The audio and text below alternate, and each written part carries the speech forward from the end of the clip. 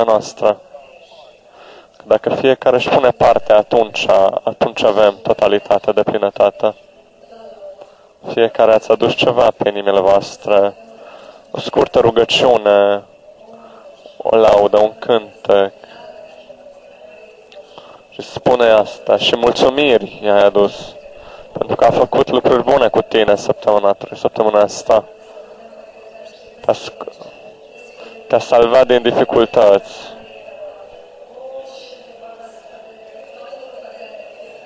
S-a trimis îngeri ca să aibă grijă de tine. Și mulțumește pentru asta.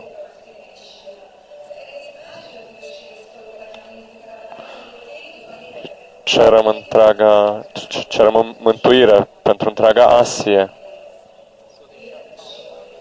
Să vină la muntele Sionului.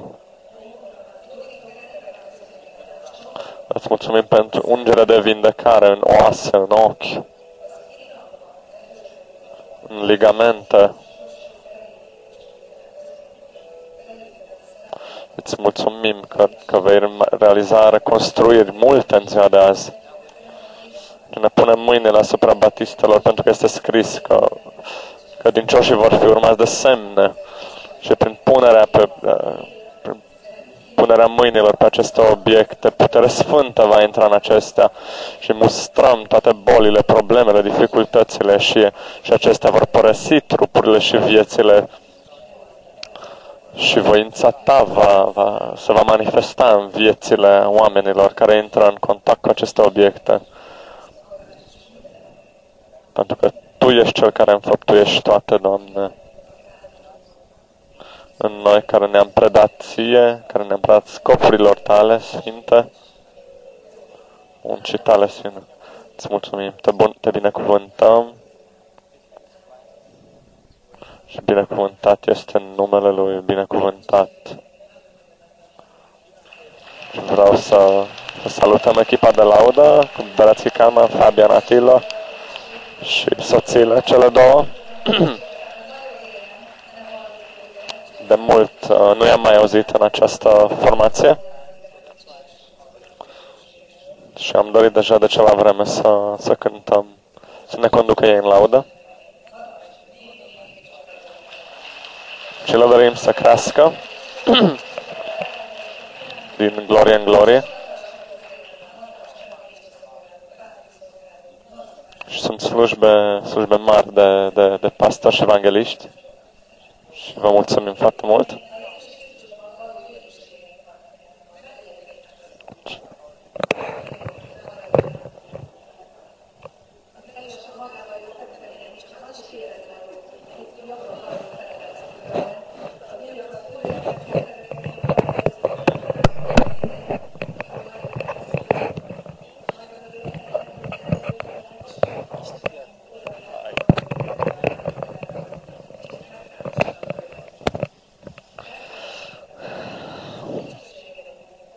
Ne-am adunat pentru slava Domnului.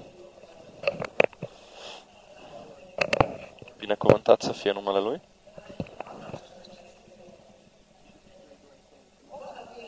El face lucruri mari între noi. Sunt persoane noi azi. Există persoane care ne cunosc de pe internet și s-au uitat la mine de parcă ne-am fi cunoscut de un veac, cel puțin. Sau de veacuri, pardon. Și doamna care ne-a găsit pe internet, a adus-o și pe vecina ei și pe prietena acesteia. Și vrem să le urăm bun venit.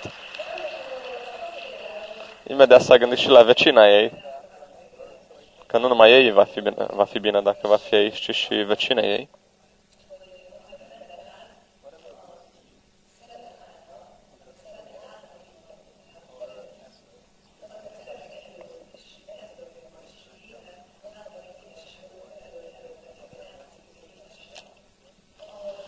Și am văzut că azi avem un pastor care își chema o cunoștință de repetate rânduri în adunare. Și persoana respectivă nu dorea să vină. Și Și aproape și prietenia s-a rupt din cauza asta, pentru că de atâtea ori a fost chemat și pastorul respectiv era convins că Domnul este cel care încearcă care l-a îndemnat. Și într-o seară i-a dat un fel de ultimatum și ca să știți cum s-a terminat toată povestea, este că acest prieten ateist al pastorului a devenit în zilele de azi deja un pastor unde Domnul, care a adus foarte multe mântuiri Domnului.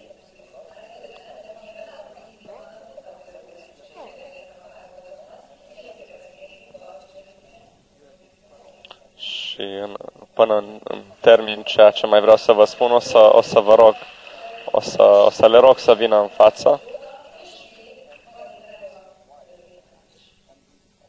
pentru mărturii, pentru că povestea este foarte scurtă. Ei sunt mici bucăți din acest puzzle prin care vedem cum funcționează împărăția cerurilor.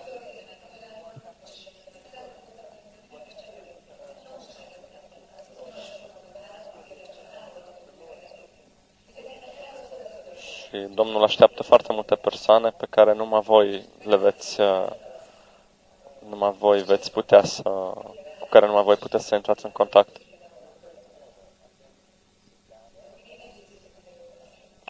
Noi împreună credem în vindecarea ta. Și nu degeaba te-a găsit Domnul. Și prin canalele în care te-a găsit.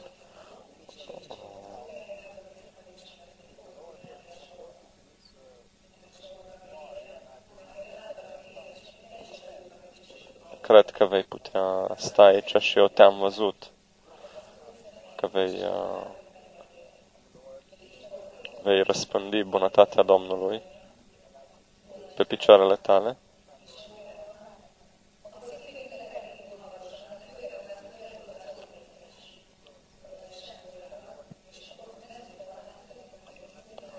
În Mazefalva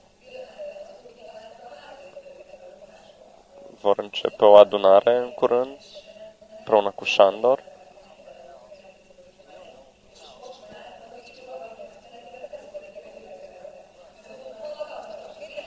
Acum acel mic bebeluș care se va naște în adunare. Deci ei sunt cei care și-a făcut părticica în adunare și astfel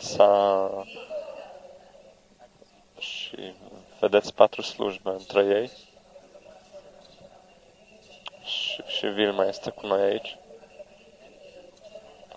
Și odată ce va simți, ce va gusta acest miracol al credinței, atunci va aduce mulți oameni la Domnul. Pe scurt, vreau să vă dau microfonul și le mulțumim pentru viețile lor cu o aplauză.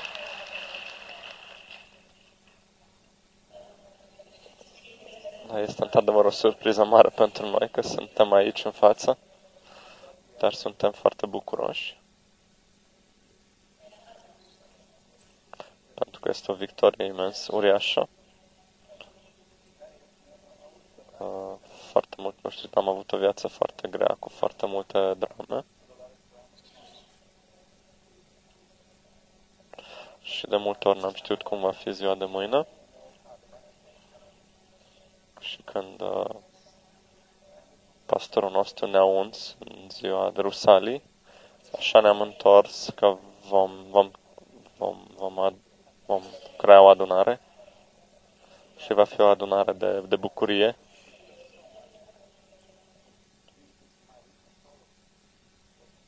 Judith că mi-a martor la acestea. Și mi-a venit asta că va fi o adunare de bucurie.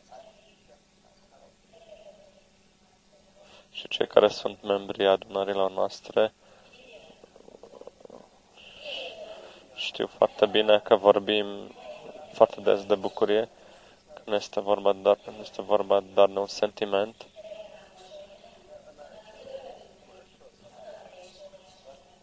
Pentru că sursa bucuriei noastre este Domnul Isus și părtășania cu El.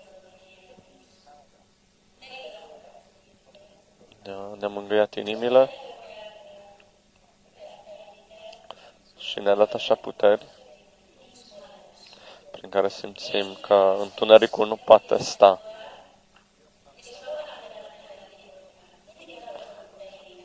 Și putem să vorbim în special despre acele lucruri prin care am trecut.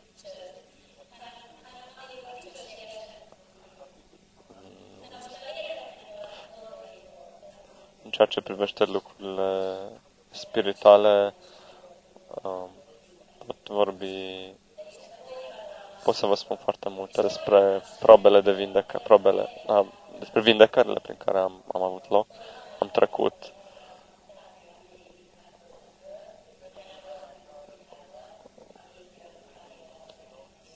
Și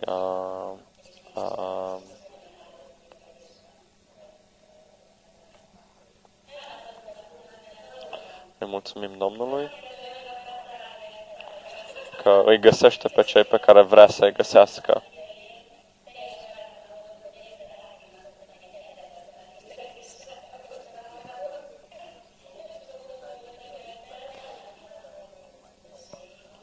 Am văzut cu ani în urmă, am primit un pliant cu altă reclamă, cu niște lacăte în cutia poștală și sub acest pliant am găsit reclamă cu adunare, fluturașul despre adunare.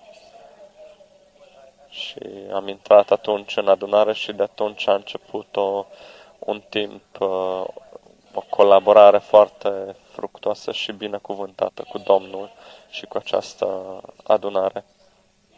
Că întotdeauna l-am așteptat pe Domnul și de foarte multe ori am primit deja semne de la Domnul încă înainte.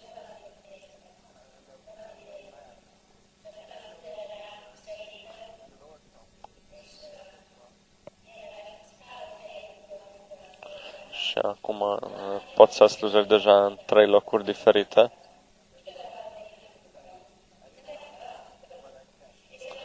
Am păstrat cândva un magazin despre pescar de oameni și nu știam de ce.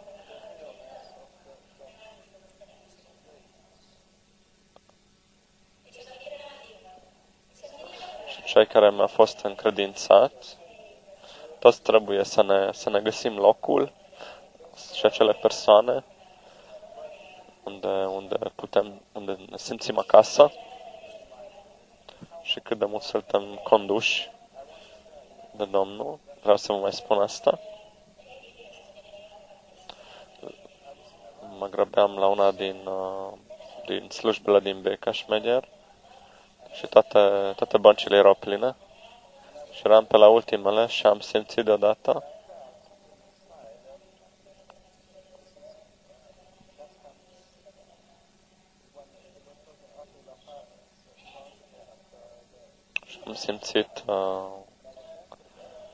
nevoia de a mă întoarce la una din bănci și stătea acolo o bătrânică pe care nu am văzut să încă niciodată.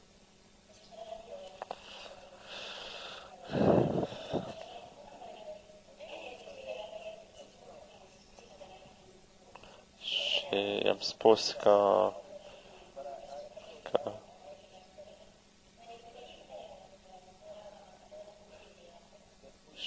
se spun că aici se țin ocazii de dragoste pe bază de Biblie și dacă are pe asta pe inimă, atunci poate să vină să ne asculte.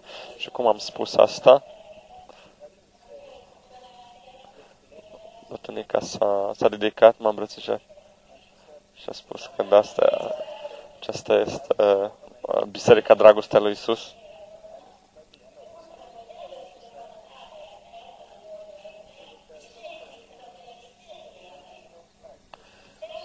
Mi-a spus că venise din Serbia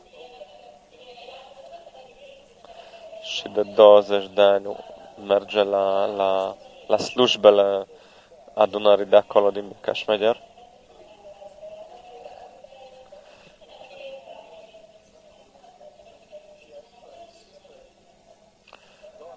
Și nu s-a întors săptămâna respectivă în Serbia, ce a mai rămas puțin. A rugat-o pe fiica sa care fusese și ea atinsă de Domnul.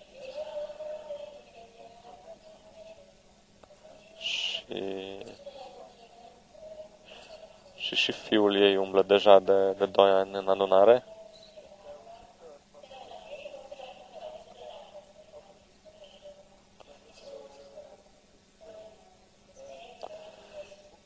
Și pot să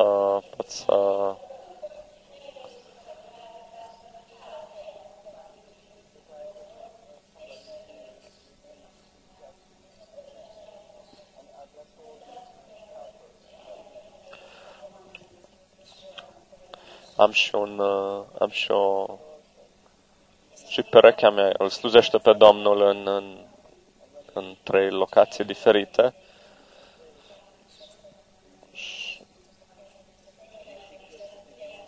Și le-am spus, le spun totdeauna celor eroi mei,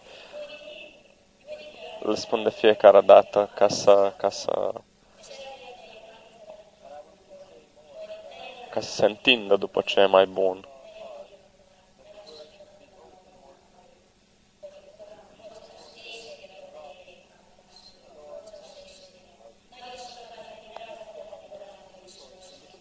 Foarte mult din prietenii mei și din cunoștințele mele cred că le merge foarte bine, că sunt sănătoși,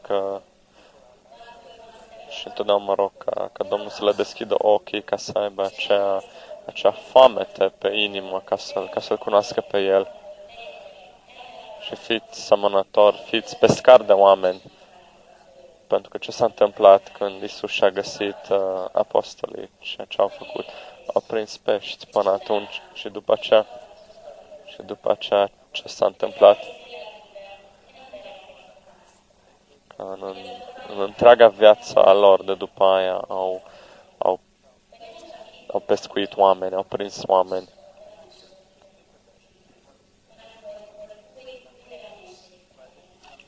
Ca să avem speranță nouă.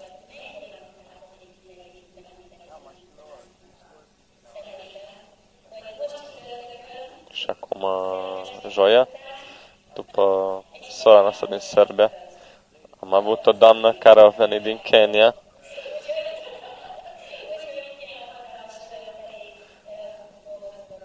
Așa că pot să vă spun astfel de lucruri pline de bucurie. Este un lucru minunat când Dumnezeu ne poate folosi în așa fel. Și noi cu Iutka am făcut un pact de sânge când eram copii. Nici nu vreau să vă spun cu câte decenii în urmă s-a întâmplat asta.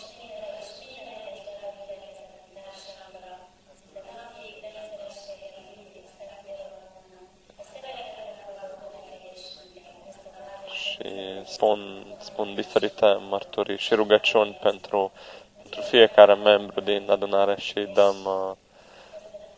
îi mulțumesc Domnului și pentru tot ceea ce a făcut. Asta a fost un circuit de viață foarte interesant.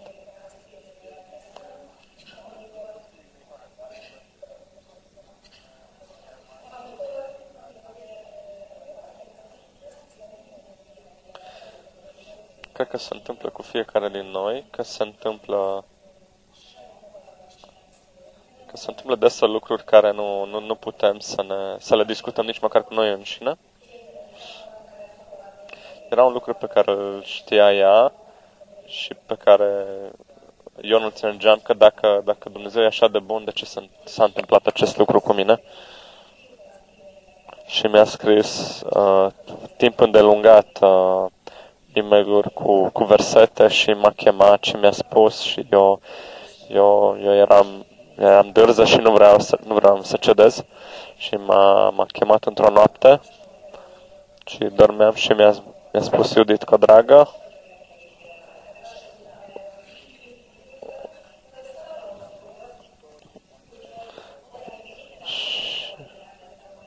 deci încă n-am ajuns acolo ca eu să merg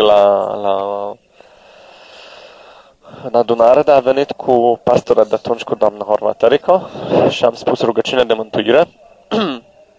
Nu, am zis, bine, spun, păi problema nu o să am, n-am simțit nimic. Și începând cu ziua următoare, lucrurile au început să se schimbe. No, și m-am dus la adunarea din lunea următoare și toată lumea scria ceva. Și atunci am zis că mi-aduc și eu un caie data viitoare și stăteam lângă Gheorghe și scriam. Luam notițe și mă gândeam că ceva o să fie cu acestea. Știu că este rușine mare, dar vă recunosc că ea scrie pe scurt versetele, locurile versetelor. Și am spus, era din Efeseni un verset.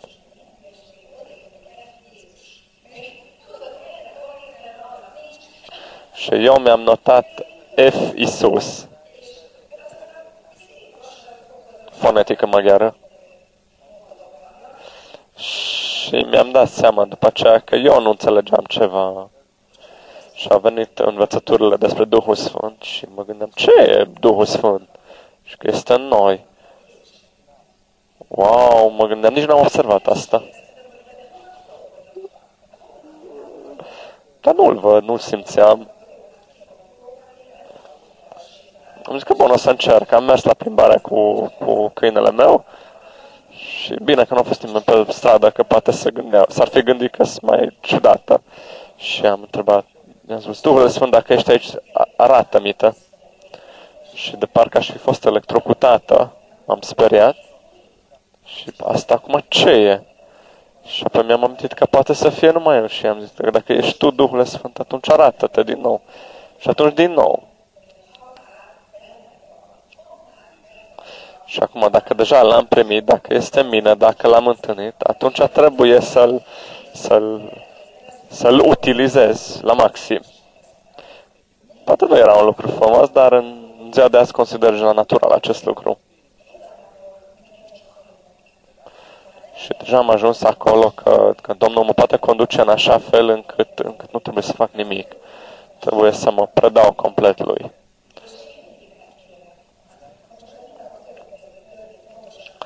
Păi, acum 2 zile s-a întâmplat ceva și eu am pornit pe o direcție și n-am observat una din trepte și am căzut. Și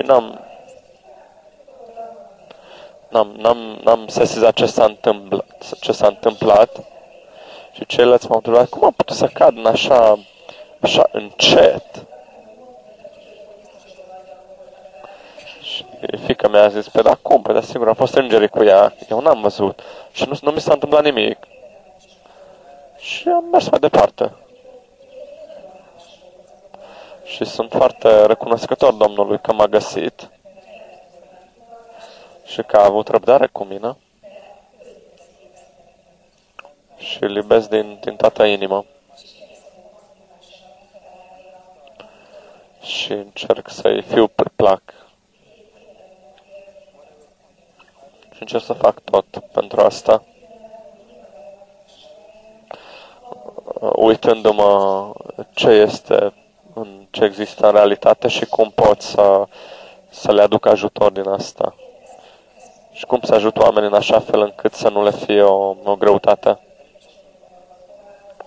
Și întâlnirea noastră cu Gheorghe în clasa 5-a nu a fost o coincidență. I-a căutat pe cineva pe cine eu cunoșteam și de atunci a început cunoștința noastră, relația noastră.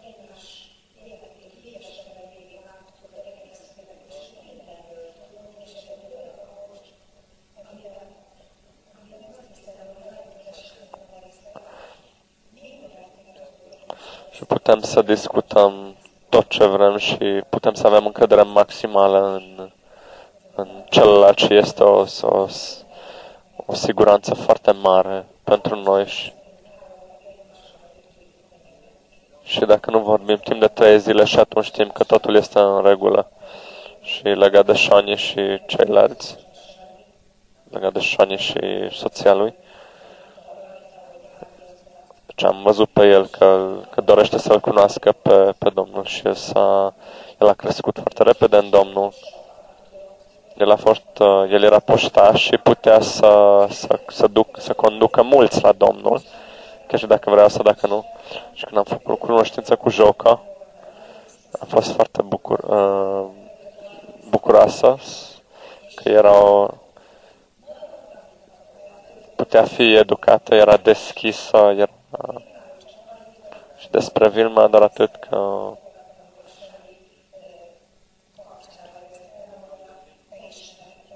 am fost foarte bucuroasă să o cunosc și cred că Domnul îi va putea da din ce în ce mai multă putere pentru ceea ce dorește ea să atingă și vă mulțumesc că m-ați ascultat.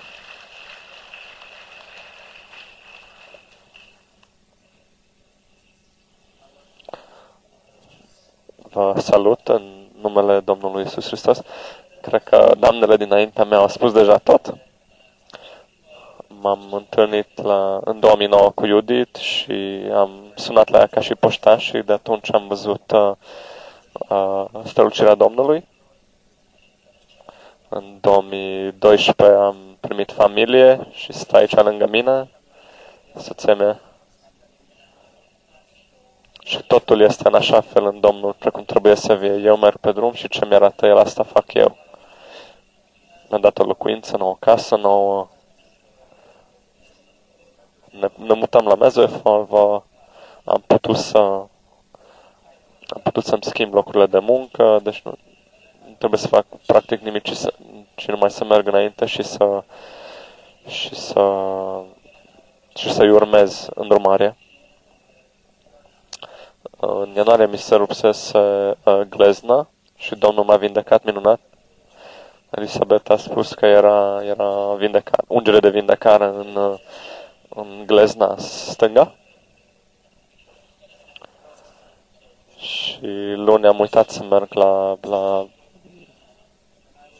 reabilitare și eu am dus pensia și după ce am revenit la muncă în mai și m-a întrebat ce s-a întâmplat. Și am spus ce mi s-a întâmplat și cred că datorită acestei mărturii ea a început să se intereseze de Domnul și de vindecare.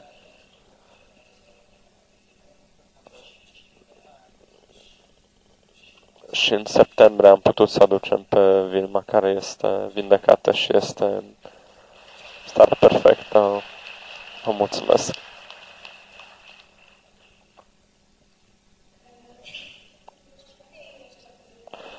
Eu doar pe scurt aș vrea să mai adaug câteva propoziții.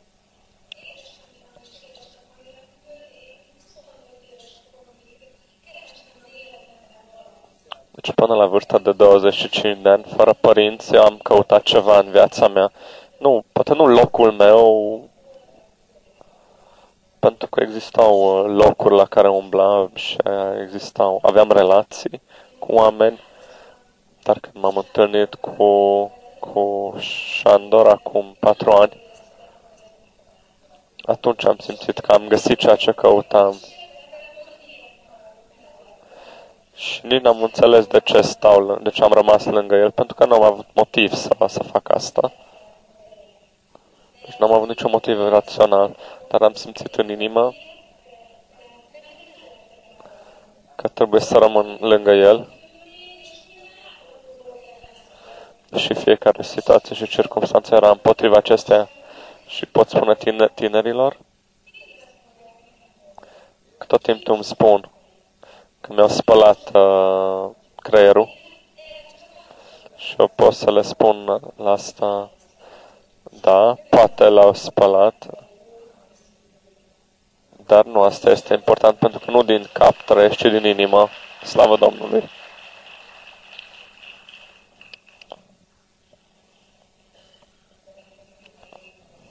Poate în loc de Vilma voi spune eu câteva cuvinte?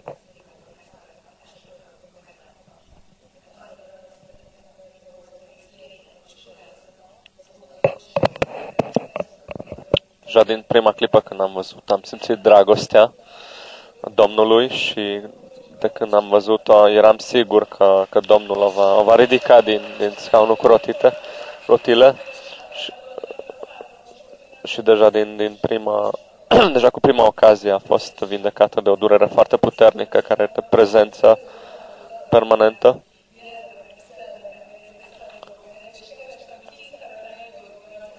Și Domnul mi-a semnalat asta, că exista o ungere de vindecare când a fost la Totobania în ziua de dinainte și următoarea zi a apărut Vilma, duminica.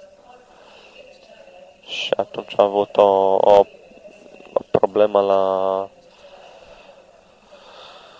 la nervii de la față și avea o durere foarte puternică și nici nu putea să pronunțe anumite litere. Și ea provine dintr-o familie de ateiști și sunt sigură că și ea va putea să-și ia toată această vindecare. Pentru că Dumnezeu nu te-a găsit din coincidență și o să rog întreaga adunare să ne ridicăm și să exclamăm vindecarea asupra vieții ei. Și știu că Domnul o iubește și Domnul ne va arăta cât de mult o iubește. În numele Domnului Iisus Hristos, în numele Domnului Iisus, mergem în fața ta. Deci cerem sufletul în mine, tu ești cel care te înduri de noi. Și știu că tu ești singurul care ne poți răspunde la rugăciunea asta.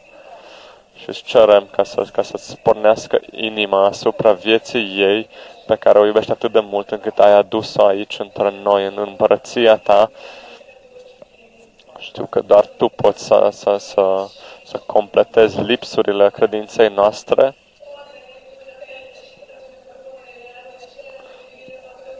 Și dă-ne posibilitatea să putem merge în fața tronului și să declarăm că acceptăm vindecarea ei și acceptăm asta în duhurile noastre și această vindecare este acceptată și în numele Domnului Iisus Hristos, în îmbrățișările dragostei tale. Îți mulțumim că îi dai confirmare în inima ei că ceea ce își dorește va fi împlinit și mulțumim că va deveni din ce în ce mai puternică și se va schimba din slavă în slavă și că poate trăi în lumea minunilor și prin ea și prin ea vei putea să aduce liberare și altor persoane și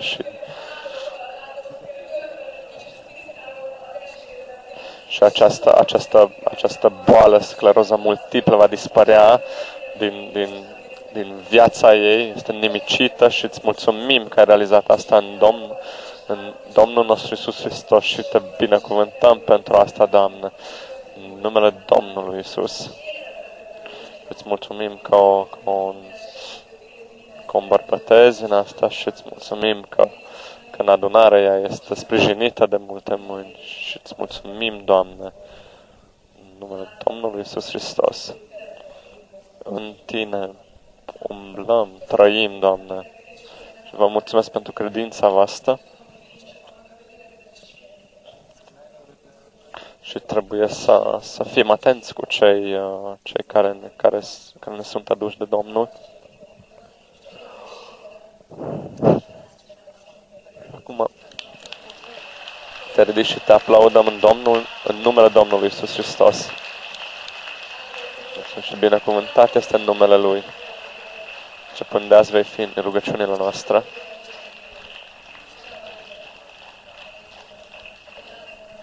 Spune amin.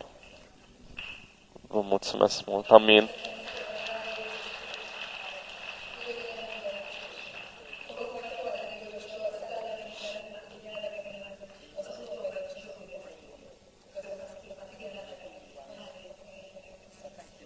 Vă mulțumesc.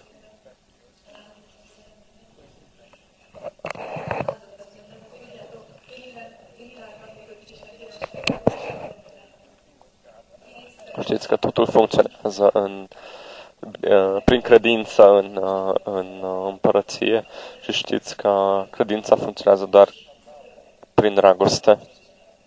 Și dragostea este imensă la Domnul, că El însuși este dragoste. Dragoste. Și prin această dragoste mergem înainte în împărăția cerurilor. Dacă mă uit la ceas și la mărturile de acum e deja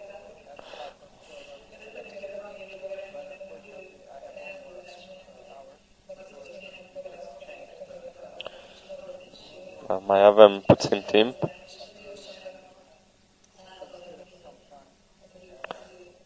Jumătate. Putea scrie o carte groasă despre cine cum a ajuns în împărăția cerurilor.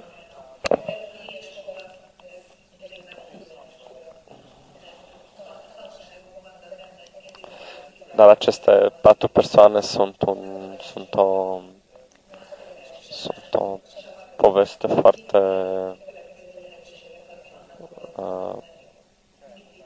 bună și nu trebuie să cedăm niciodată și trebuie să invităm și pe ateiști, să-i chemăm și pe ateiști. Pentru că Iudit era fără credință și credința aceasta și dragostea aceasta neîncetată este cea care a adus-o în adunare.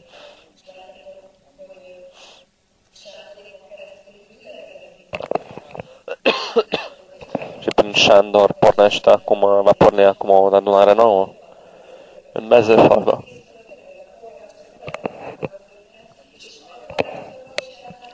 Primarul i-a primit cu dragoste și el a fost deja în adunare și el este și sprijină pe deplin. Și acel bebeluș cu care au fost binecuvântați se va naște deja în adunare și cu cât mai diferită va fi viața lui în așa fel. Și ei au găsit-o pe Vilma, care va fi o mărturie miraculoasă a Domnului.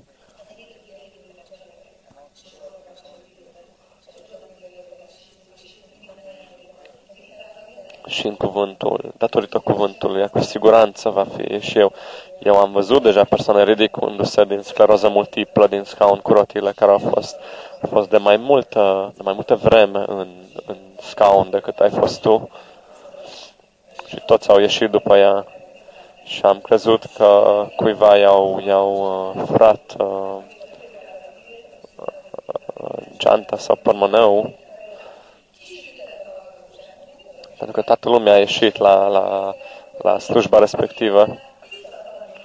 Și după ce am observat că o persoană era care mergea în față și atunci a ieșit o mare parte din oameni și după ce s-au întors. Și prima impresie că trebuie să se fi întâmplat ceva miracol și atunci a venit doamna la microfon și atunci ne-a spus că a venit în scaunul cu rotile și pur și simplu s-a vindecat printr-un miracol făcut de Domnul. Și i-au sunat tatăl care a venit după aceea care i-a adus bicicletă și ea s-a întors acasă pe bicicletă.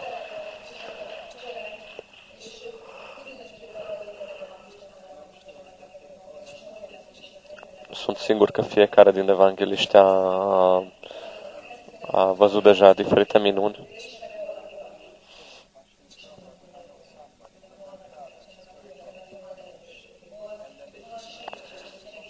Pentru că trebuie să știe că există ajutor și acest ajutor este la Isus.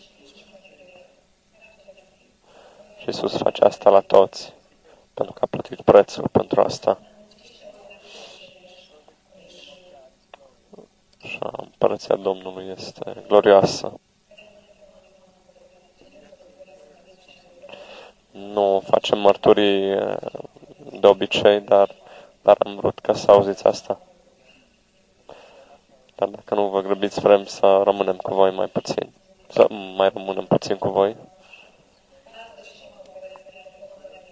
Pe 7 noiembrie va fi conferința de pastori.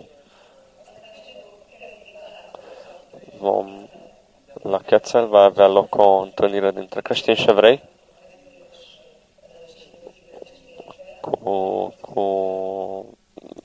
frați și surori evrei credincioși care l-au acceptat deja pe Iesua, pe Iisus. Pe 8 noiembrie, pe 14 noiembrie mergem la Kesthei. Ce va începe pe 15 noiembrie la Obarov cu adunare. Și vrem să pornim această adunare din Mezőfalva despre care am vorbit. Aceasta deja stă pe picioarele sale și deja sunt foarte mult interesați. Și prin Torian vom porni o adunare în Torian, prin ianuarie. Și mulțumim Domnului că ne dă viziunile. În mai va avea loc din nou o evangelizare.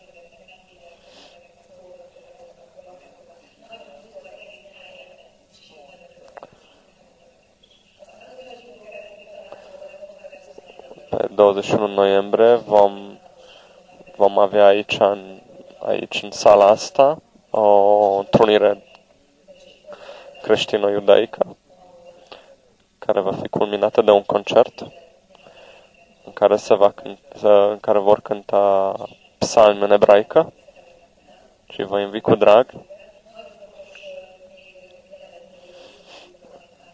Este foarte important să vă spun că că mai există 4 locuri pentru drumul în Israel,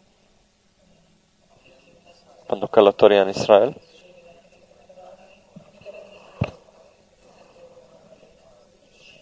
Și noi ne rugăm ca sângele sfânt să fie asupra noastră în această călătorie și să putem umbla prin toate locurile prin care ne-am plănuit.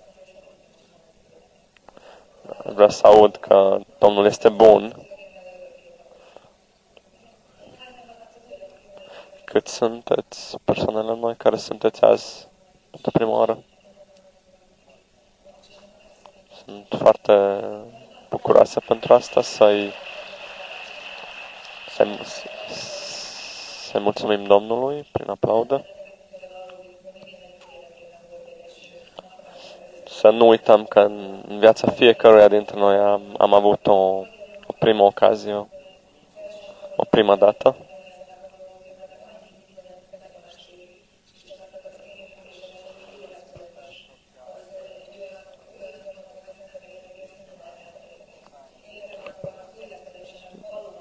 Când nașterea mea din nou s-a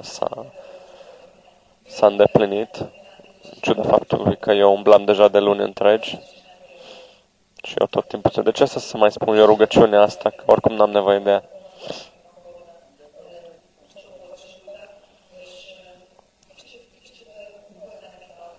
Și aveam așa, vreau să țin distanța. Țin o distanță de 3 pași. Și mi-a tot spus că această rugăciune este foarte importantă. Eu le-am zis că eu cred în Isus, dar nu vreau să mă bag în asta. Și predicatorul a zis la un moment dat că dacă tu nu știi dacă vei putea sta în fața Domnului, dacă tu mori azi, în seara asta, și eu atunci mi-am dat seama că dacă eu aș muri în noaptea aceea, atunci eram sigură că nu pot sta în fața Domnului.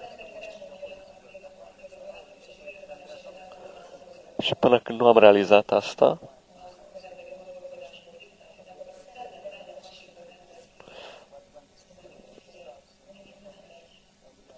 și când Duhul mi-a dat această mărturie, când El mi-a grăit, atunci a venit momentul acela când am nevoie de această mântuire, de această rugăciune de mântuire, așa am spus-o, și atunci am fost născută din nou.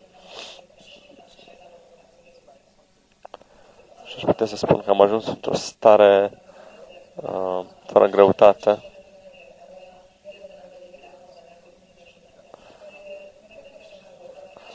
Deci nu eram bolnavă. Nu simțeam să fi fost păcătoasă în sensul în care gândește lumea. Dar când Iisus s-a mutat în inima mea, atunci am simțit acea stare, o stare fără greutate, minunată și acele greutăți care erau pe mine au căzut. Și am simțit că sunt liberă și doar atunci poate înțelege, poate simți omul care este diferența dacă intră în această stare. Deci trebuie să ne naștem din nou ca să putem simți atunci cum a fost viața noastră până atunci, începând de atunci. Și până nu intrăm acolo, nu putem ști care este diferența. Diferența este iadul și raiul. Diferența este de la iad la rai. Ca să simțim ce aceasta este nașterea din nou. Și mărturia Duhului Sfânt. Și doar Duhul Sfânt poate face asta.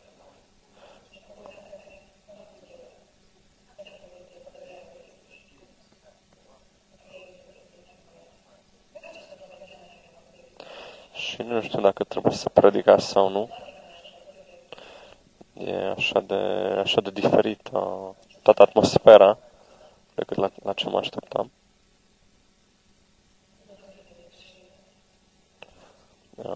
Mila Domnului este cu noi. Și ne mulțumim Lui pentru asta.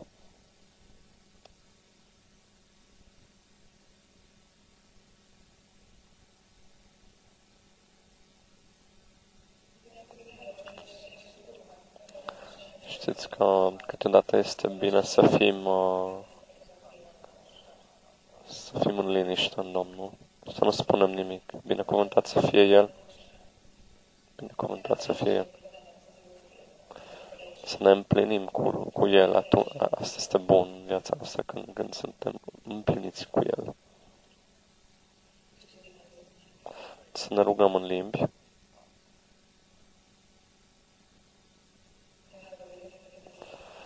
Ca să mișcăm aceste ape în numele Lui Iisus. Să-ți dăm slavă, Doamnă.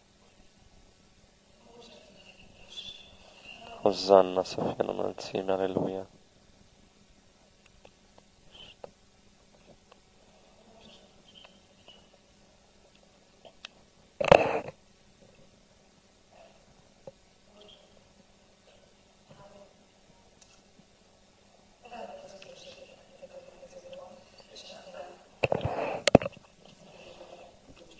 Să spunem rugăciunea de mântuire și o să ne uităm la câteva versete.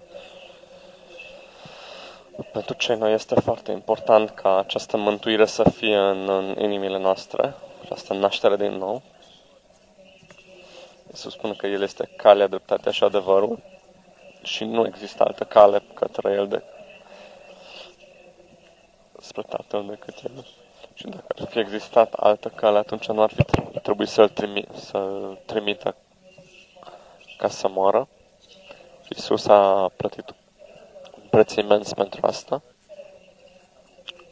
Așa că aș dori să facem acest pas cu cei noi, ca să spunem această rugăciune de mântuire, să-L acceptăm pe Iisus în inimile noastre. Și invităm și pe cei ce ne ascultă pe internet. Binecuvântat să fie numele Lui.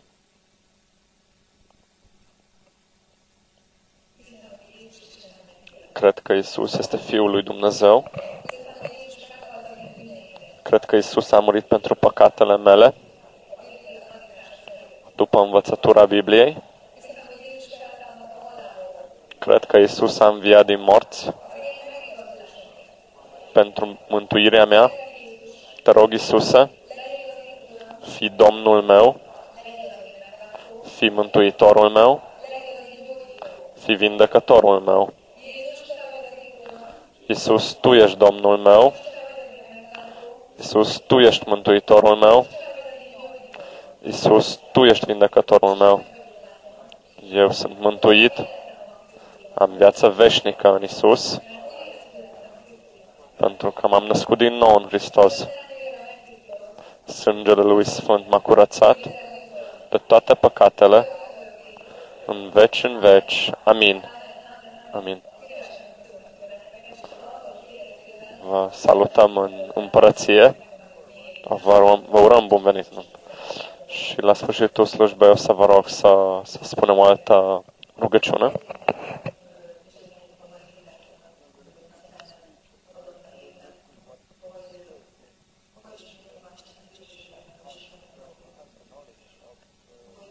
Să ne uităm cum este cunoașterea gloriei Domnului în viețile noastre. El a dorit ca să facem cunoștință cu această glorie pe care ne-a dat-o și să putem crește în această glorie, ca să o cunoaștem și să creștem în aceasta.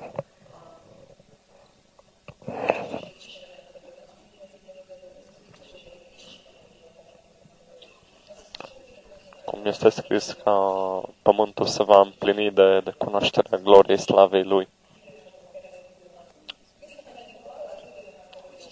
Mergem în acea vreme când Domnul era deja...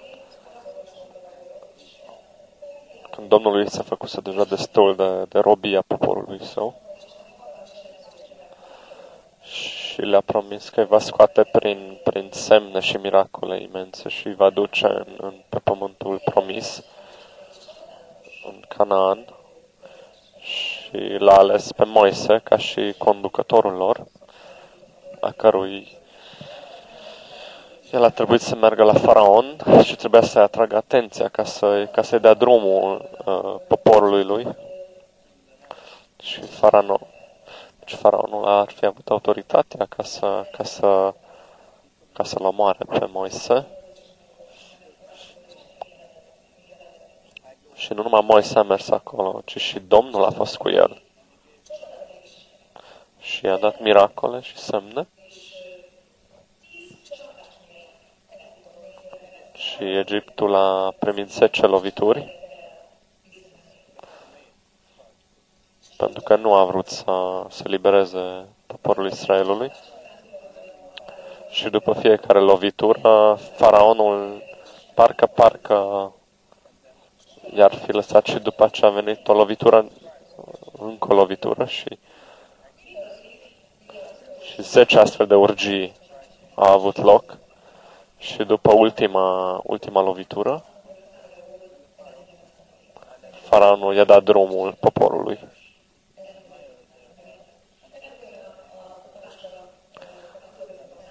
I-a dat drumul și acum, acesta este momentul în care am trecut de Pesach, de Paștele evreiesc, și atunci, sub conducerea lui Moise, părăsesc Egiptul. Dar bucuria nu ține mult, pentru că Faraonul din nou se răzgândește și își adună armata ca să-i urmeze și vrea să-i aducă înapoi. Și după aceste 10 lovituri se răzgândește. Și aici are loc un miracol care pune punct pe această întreagă poveste.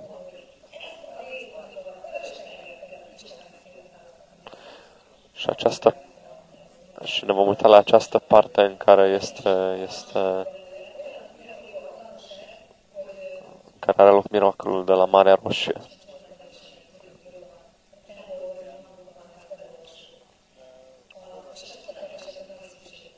Și avem de miracole și azi, când ajungem în situații imposibile,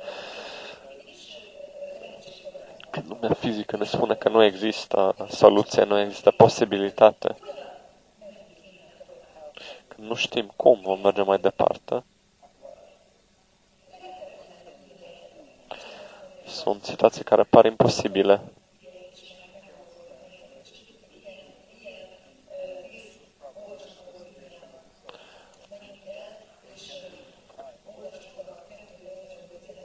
Să citim Exod, capitolul 14, începem cu versetul 10. Faraon s-a apropiat copiii lui Israel și-au ridicat ochii și iată că egiptenii veneau după ei și copiii lui Israel s-au înspăimântat foarte tare și au strigat către Domnul după ajutor. Deci avem la cine să strigăm la Domnul. Ei au zis lui Moise, nu era oare morminte în Egipt ca să nu mai fi fost nevoie să ne aduci să murim în pustiu? Deci putem să spunem că n-au văzut lucruri bune cu ochii lor în credință. Pentru că în această situație ne așteaptă doar moarte și mai degrabă am fi murit în Egipt.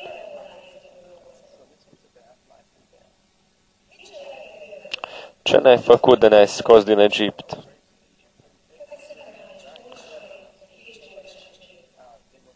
Disperare, nu au viziune asupra cum se va rezolva această problemă. Deci, prin ochiul umani nu există ieșire. Ajungem în situații de genul, care nu există uman. Moise a răspuns poporului, nu vă temeți de nimic, stați pe loc și veți vedea izbăvirea pe care vă va da Domnul în ziua aceasta. Căci pe egiptenii aceștia pe care îi vedeți azi, nu-i veți mai vedea niciodată. Ce profeție! Și adaugă asta mărturilor tale din zilnice. Și exclamă că nu-i voi mai vedea niciodată. Domnul a plătit prețul pentru asta și niciodată nu vor mai sta acești inamici în fața mea.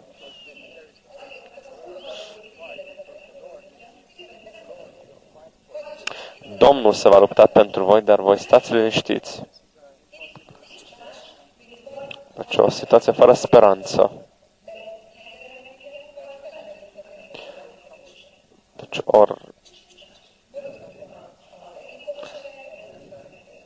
Deci în spatele nostru este armata faraonului, în fața noastră este marea. Ori ne înnecăm, ori suntem. Domnul a zis lui Moise, ce rost au strigătele acestea? Deci există momente când ai strigat deja destul la Domnul.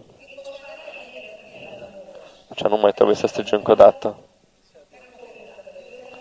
Ai spus deja, ți-ai spus rugăciunea, ți-ai spus profeția și acum spune copilul lui Israel să pornească înainte, încolo. În ce direcție? În mare? Și Dumnezeu a zis, porniți înainte. Tu, deci îți dă o modalitate în care să-ți faci pasul în credință. Tu ridică-ți toiagul, întinde-ți mâna spre mare și despică-o. Cred că lui Moise că Moise a căscat gura când a auzit asta, că nu a văzut așa ceva până atunci. Să despic marea, să despart marea.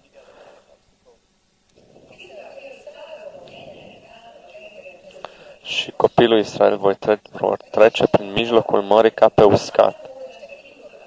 Deci i-a spus Moise, tu îți ridici mâna, îți ridici toiagul și despică marea. Și asta va fi soluția. Și acest popor va trece pe uscat.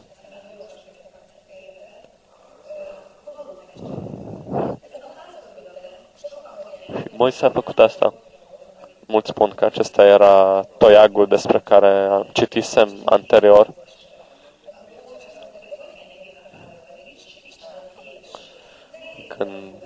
Când a primit acest toiag de la Domnul.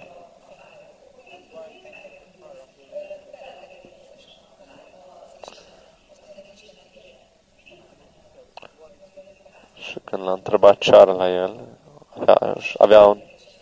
avea un toiag de păstor.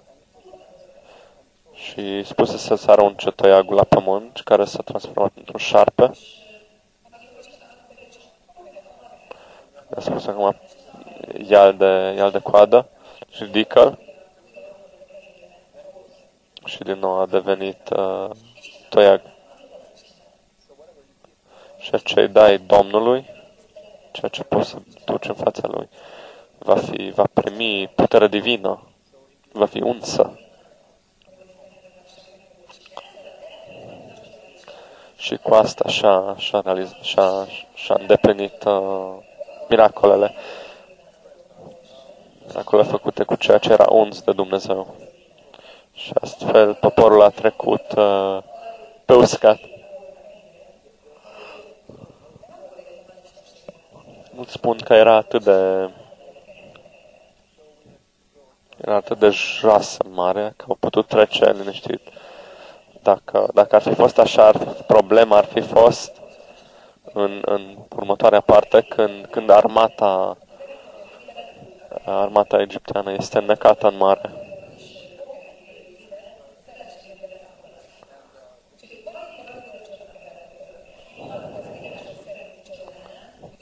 Deci eu rămân la miracolul din Scriptură, și anume că marea a fost despicată, ceea ce e interesant.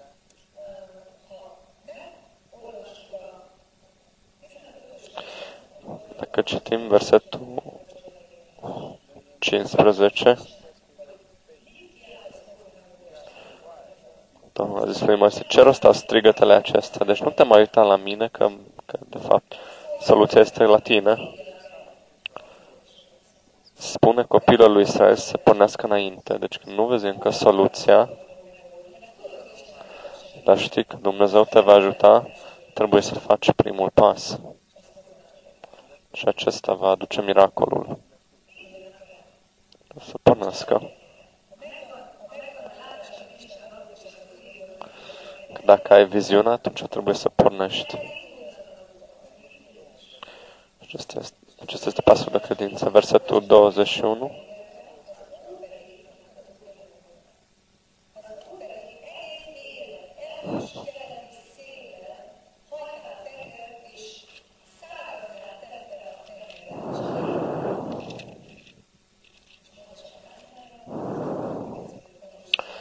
Exod 14:21. Moise și-a întins mâna spre mare și Domnul a pus marea în mișcare pentru un vânt dinspre răsărit care a suflat cu putere toată noaptea. El a uscat marea și apele s-au despărțit în două.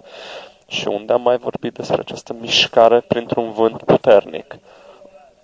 Noul Testament, unde acest vânt apare ca și o manifestare a Duhului Sfânt.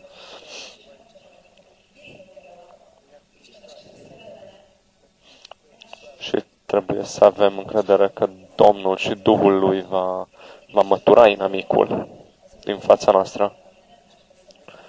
Prin suflarea Lui, prin Duhul Lui Sfânt a realizat a înfăptuit acest miracol prin care a despărțit marea.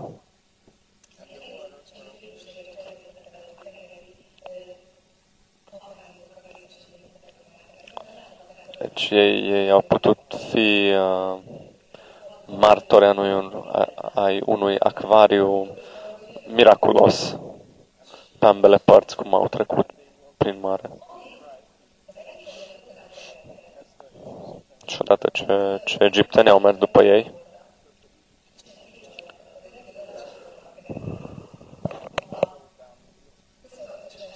Dumnezeu a făcut două miracole.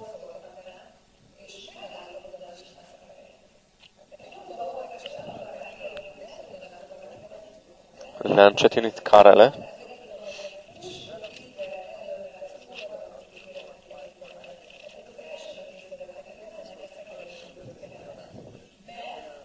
A scos roatele carelor și le-a îngreuiat mersul. Egiptenii au zis atunci: haidem să fugim dinainte lui Israel, căci Domnul se luptă pentru el împotriva egiptenilor.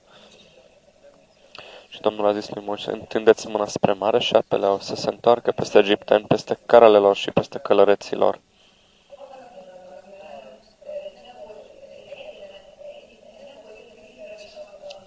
Deci odată ce nu au mai rămas israeliți în mare, marea s-a închis și toți egiptenii au fost înnecați, au murit înnecați. Nu le-a rămas niciun inamic și Israel a devenit liber.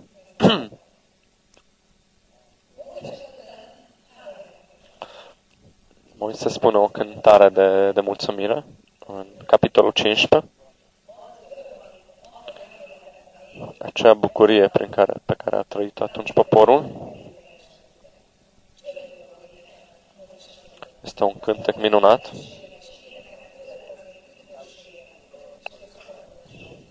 Domnul este tăria mea și temeiul cântărilor mele, de la El m-a scăpat, El este Dumnezeul meu, eu pe El îl voi lăuda.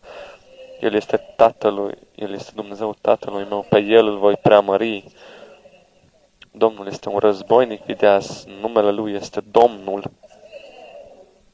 Deci numele Lui este Domn. Și El domnește în viața ta. Războinic viteaz este numele Lui, este Domn. Nu spune doar Iisus Hristos, ci Iisus Hristos este Domnul meu. Domnul Iisus Hristos.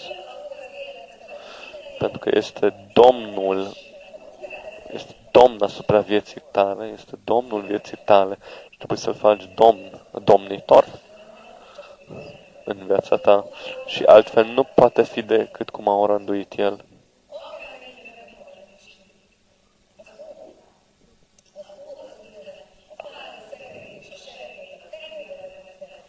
El a aruncat în mare carele lui Faraon și oastea lui, luptătorii lui aleși au fost înghițiți în Marea Roșie. I-au acoperit valurile și s-au coborât în fundul apelor ca o piatră. Au dispărut.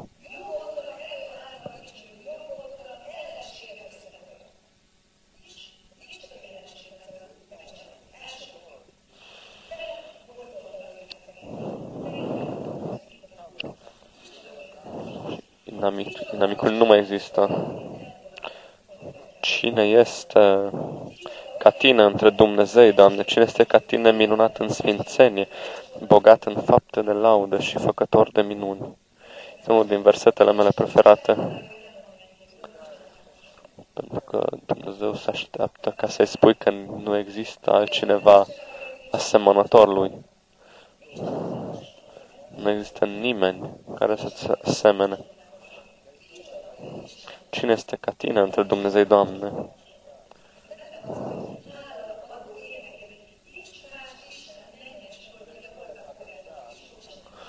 Existau păgâni care se închinau la alți Dumnezei, dar nu există. Cine este ca tine, minunat în sfințenie, bogat în fapte de laudă și făcător de minuni?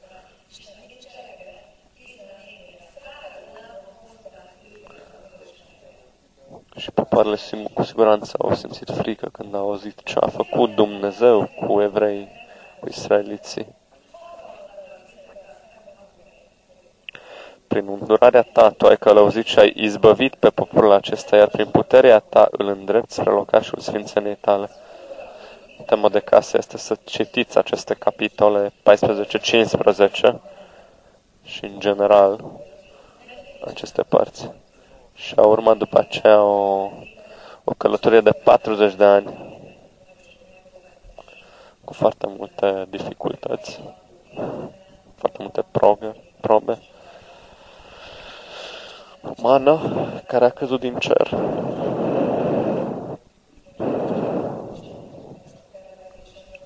Și Moise a avut foarte multe și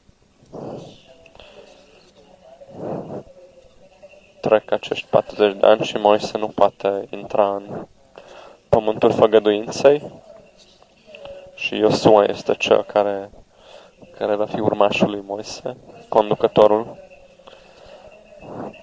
Deci am dat înainte 40 de ani și am ajuns din nou într-o situație unde doar Domnul ne poate ajuta și din nou trebuie să treacă peste apă. Dar această trecere va fi total diferită.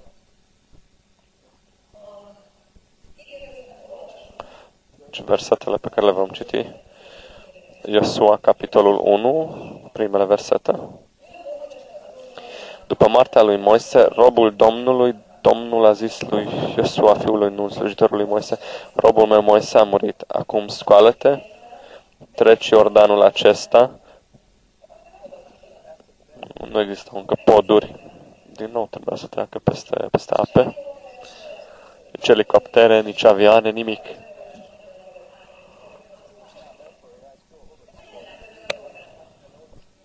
Treci pe Iordan. Tu și tot poporul acesta și intrați în țara pe care o dau copiilor lui Israel. Deci, munca...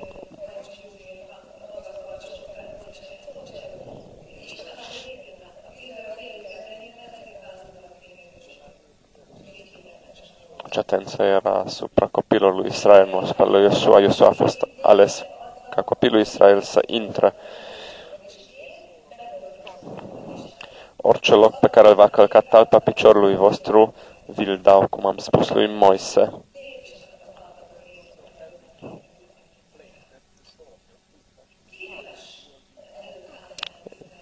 Este o nouă provocare pentru poporul lui Israel.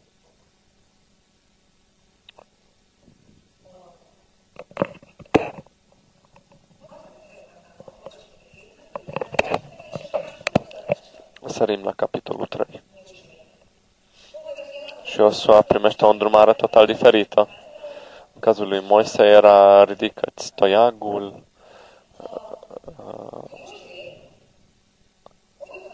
în partea mare.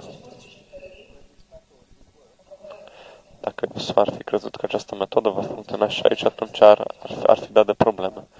Ei primesc o poruncă total diferită, o rânduire total diferită. Deci ceea ce trebuie să învățăm din asta este că nu trebuie să ne uităm la ceilalți, pentru că poate pentru el modalitatea respectivă este drumul către succes, dar poate pentru noi este vorba de o modalitate total diferită. Dacă el ar fi spus că dacă ar fi procedat precum a procedat Moise, atunci ar fi fost de rușine. Iosua, sculându-se dis de dimineață, a pornit din Sitim cu toți copiii lui Israel.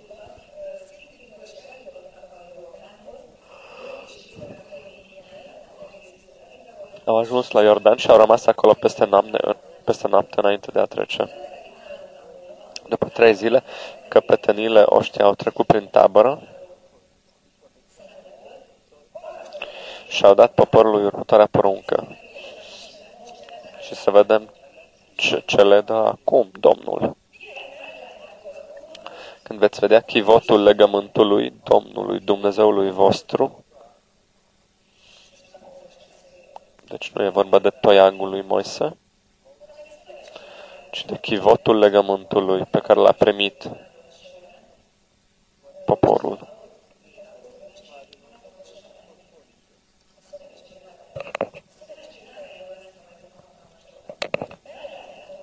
Deci când veți vedea chivotul legământului Domnului Dumnezeului vostru dus de preoți, care sunt din neamul leviților,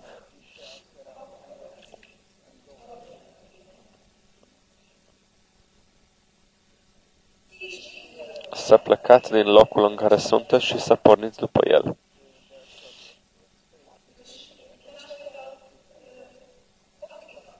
Deci e o tactică, o strategie diferită. Deci trebuie să îngăduim Domnului fiecare situația noastră ca să ne poată conduce.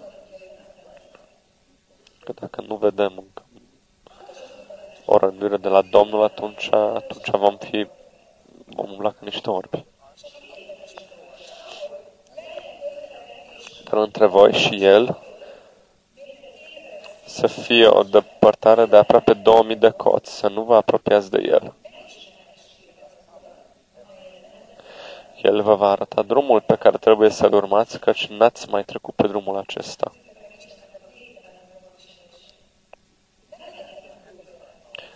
Deci a avertizat ca să nu meargă foarte aproape, să nu se apropie foarte mult de acest preot. Pentru că nu vor vedea cine merge înainte și nu vor vedea direcția. Deci este o înțelepciune foarte mare pentru viața celor ce umblă în fața noastră. Deci nu poate fi așa o îngrămădire în jurul lor încât să nu poată fi văzuți. Deci conducătorii trebuie să fie văzuți. Viața lor trebuie să fie transparentă. Și Dumnezeu le-a spus să nu fie prea aproape de ei. Iosua a zis poporului, sfințiți-vă, căci mâine Domnul va face lucruri minunate în mijlocul vostru. Deci Iosua a știut că Domnul va face minuni. Și Iosua a zis preoților, luați chivotul legământului și treceți înaintea poporului. Deci era treaba lor. Ei au luat chivotul legământului și au pornit înaintea poporului. Și nu este singurul loc în care citim în Vechiul Testament că preoții merg în față cu chivotul legământului. Și în război era la fel. Și după aceea poporul.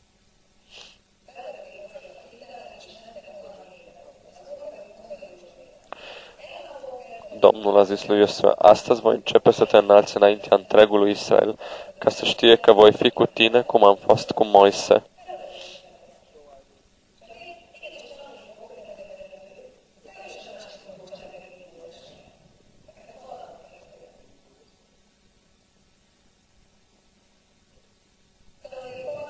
Să dai următoarea poruncă preoților care duc chivotul legământului. Când veți ajunge la marginea apelor Iordanului, să vă opriți în Iordan. Imaginați-vă preoții mergând cu chivotul legământului în față și din nou trebuie să treacă apele.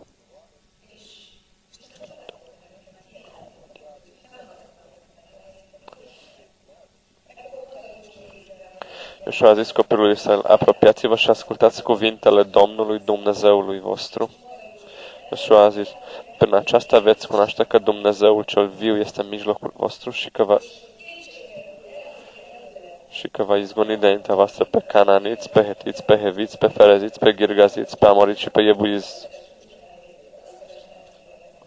pe toți inamicii. Iată chivotul legământului Domnului întregului pământ va trece înaintea voastră în Iordan. Și aceasta este promisiunea Domnului.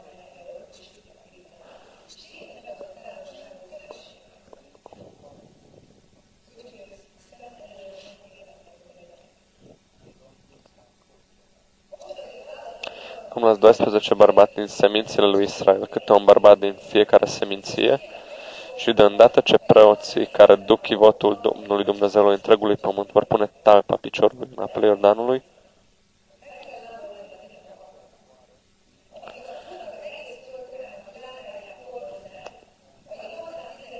apele Iordanului se vor despica în două, și anume apele care se coboară din sus se vor opri grămadă.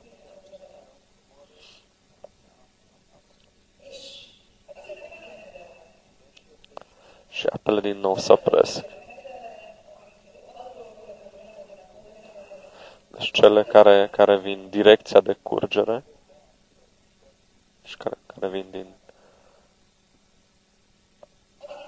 amonte, acele vor opri.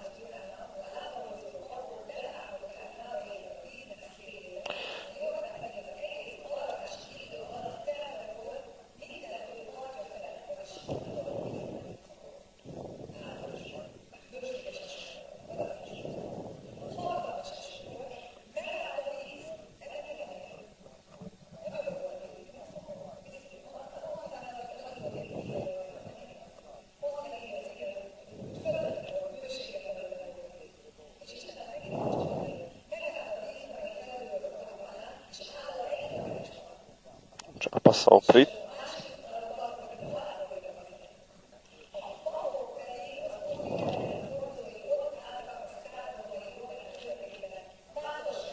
Și preoții stăteau în mijlocul Iordanului și întreg Israelul a trecut pe uscat.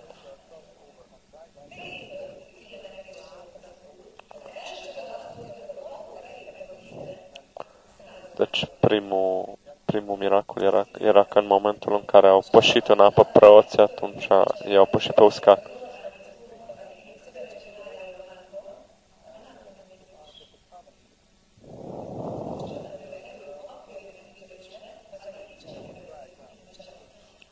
miracolele atunci intră în acțiune când și tu faci primii pași și tu acționezi.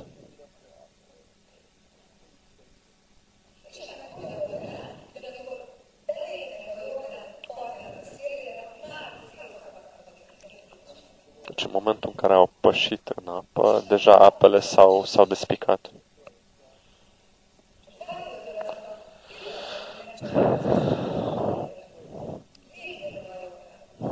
Intră în Iordan. El așteaptă ca să facă cei primi pași.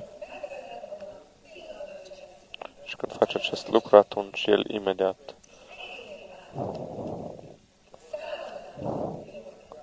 și astfel întreg poporul a putut traversa Iordanul. Putem să vedem că Dumnezeu a înfăptuit acest miracol într-un mod total diferit. Deci Dumnezeu și-a arătat puterea asupra apelor și poporul a putut trece pe uscat.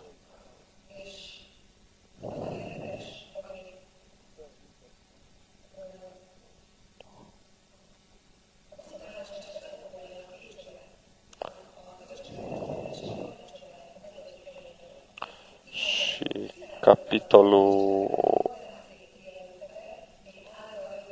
4, versetul 23. Căci Domnul Dumnezeu vostru a secat înaintea voastră apele Iordanului până ce ați trecut după cum făcuse Domnul Dumnezeu vostru la Marea Roșie, pe care a secat-o înaintea noastră până am trecut. Deci s-au întâmplat în două modalități total diferite.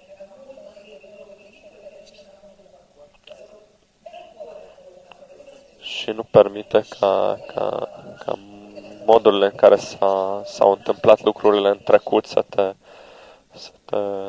să te limiteze.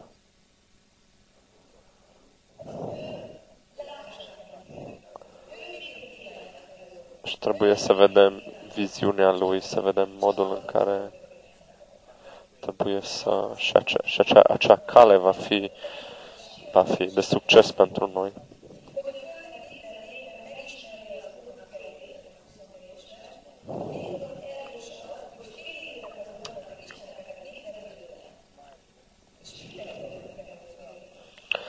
Pentru că toate popoarele pământului să știe că mâna Domnului este puternică și să vă temeți totdeauna de Domnul Dumnezeul vostru. Iosua 4:24.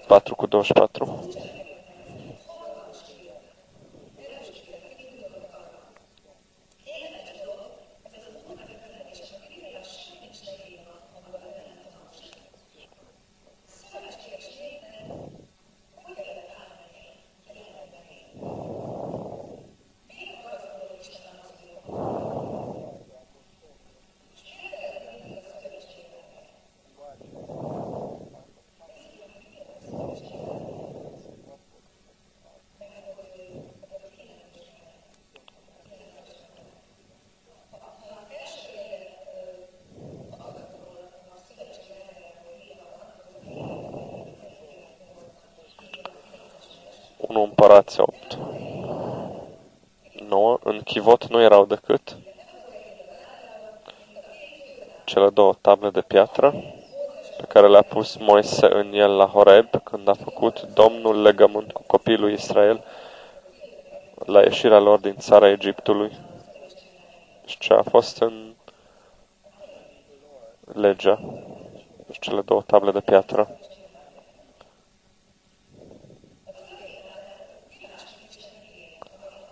Ce altceva să fie acestea decât cuvintele Domnului. Și cuvântul lui Dumnezeu poartă prezența Domnului.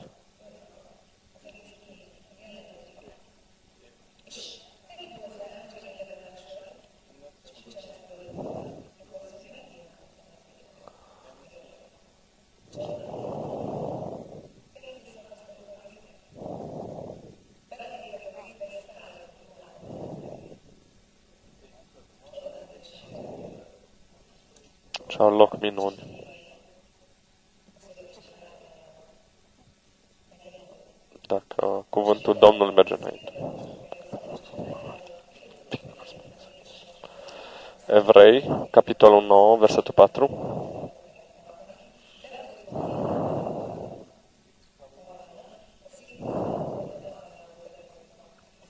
și era acoperit de aur.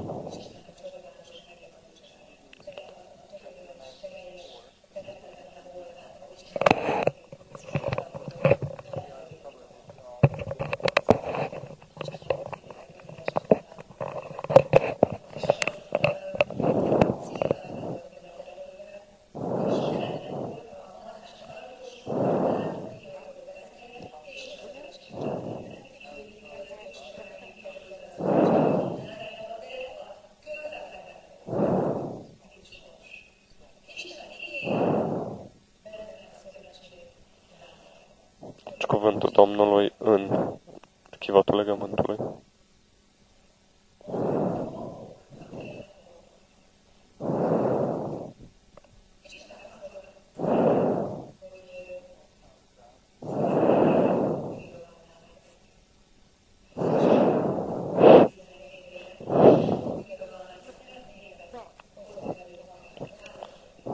Și Dumnezeu a avut nevoie ca să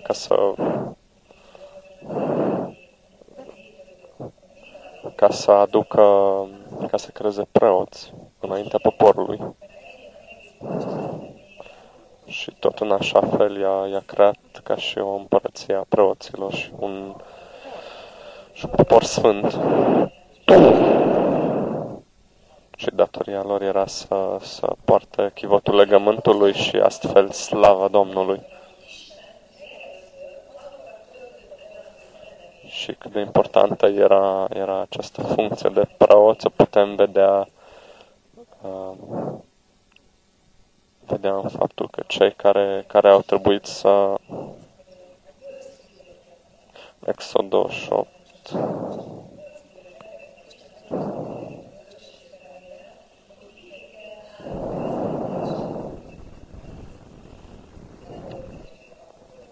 deci nu era indiferent cum se vor îmbăca. Preoții și aceia au fost împliniți de Duhul Domnului care pregăteau veșmintele preoților.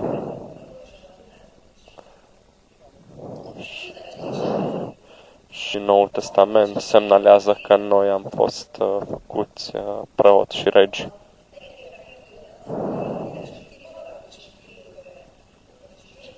În 1 Petru 2:5 și voi ca niște pietre vii sunteți zidiți ca să fiți o casă duhovnicească, o preoție sfântă și să aduceți jertfe duhovnicești plăcute lui Dumnezeu prin Iisus Hristos.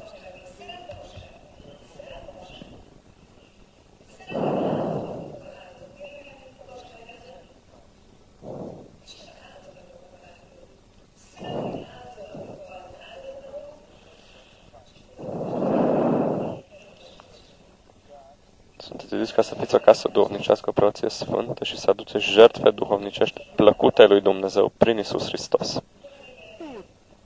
Avem un așa loc în care aducem jertfe duhovnicești. Nu suntem o preoție ca și în Vechiul Testament, ci suntem o preoție diferită.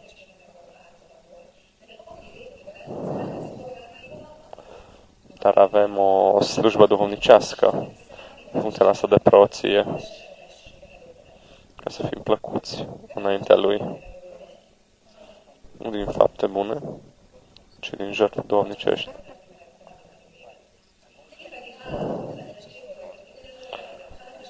Voi însă sunteți o seminție aleasă, o preoție împărătească.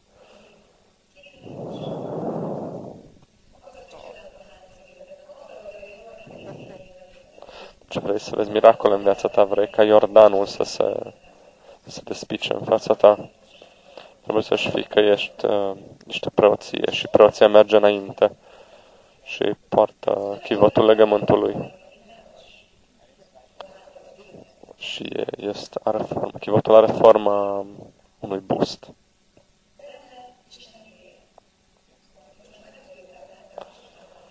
Și în aceasta este cuvântul lui Domnului, dar nu pe table de piatră, ci în carne vie.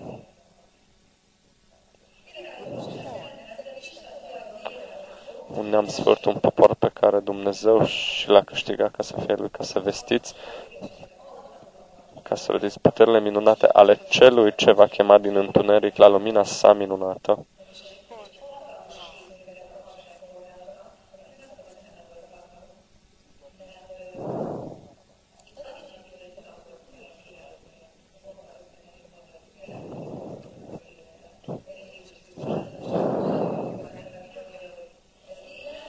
învață Biblia că trebuie să domnim ca și regi.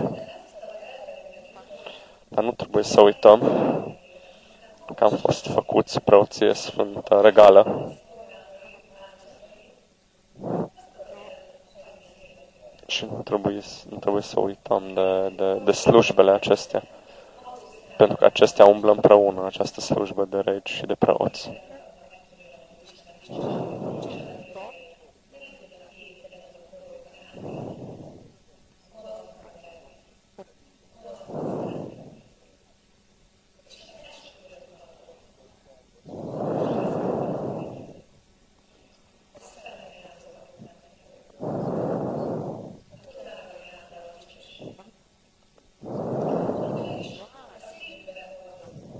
Ca să le purtăm în inimă acest chivot. Că chivotul este inima noastră.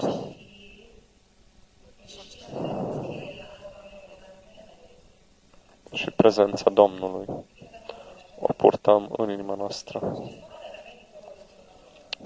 Unde mergem, o ducem cu noi. Și dacă facem acest pas de credință pe care l-au făcut preoții, cum au călcat în Iordan, pășit în Iordan, s-a despicat apa.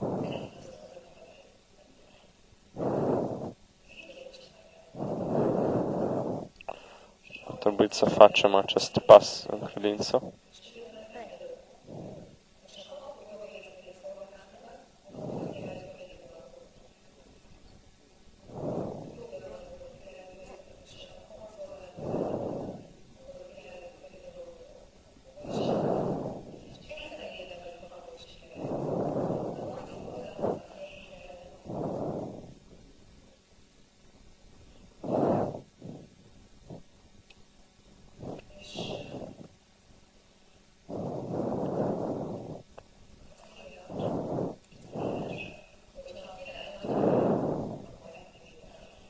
Scriptura scrie că dacă regele are putere mare, atunci poporul se teme de el.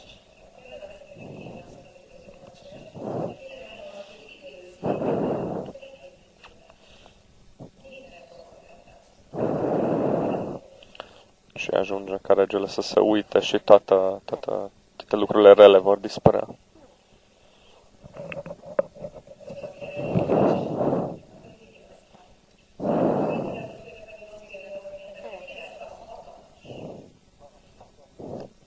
Și în Proverbe putem citi că cuvântul regelui este puternic, atotputernic.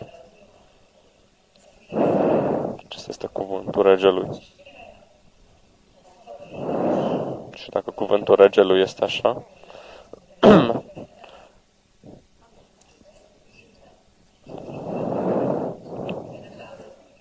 trebuie să pleci de aici. Și dacă cuvântul regelui este puternic, atunci și suntem o preoție regală. Și este în regulă partea preoțească, închinarea noastră, mulțumirile noastre.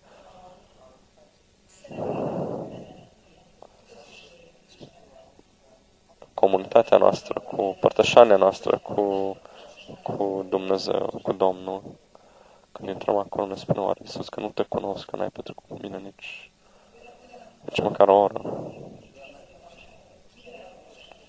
Noi suntem preoție regală, nu așa că ne ocupăm locul. Romani 12:21. Nu te lăsa birui de rău, ci birui răul prin bine.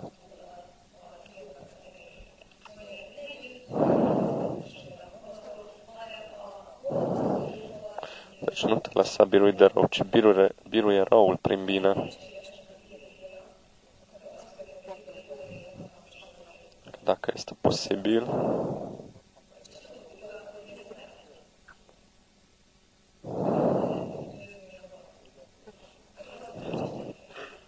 Și bun este cuvântul lui Dumnezeu. Binele este cuvântul lui Dumnezeu. Și putem să poruncim așa fel încât răul să dispară. Și trebuie să dispară din viața noastră răul.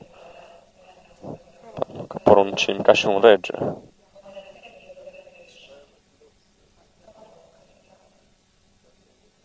Se uită cu autoritate acolo.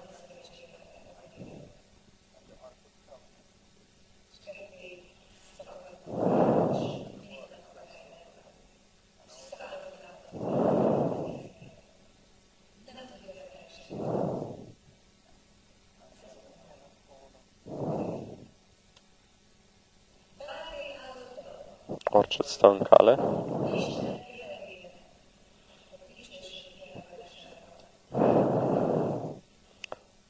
Trebuie să dispară la revărsarea slavei Domnului care este în fața ta.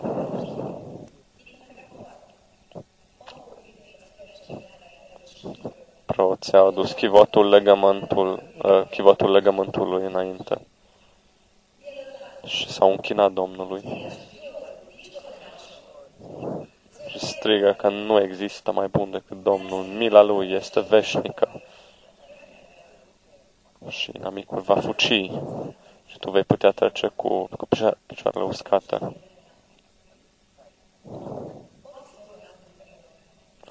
Deci preoții trebuie să meargă înainte.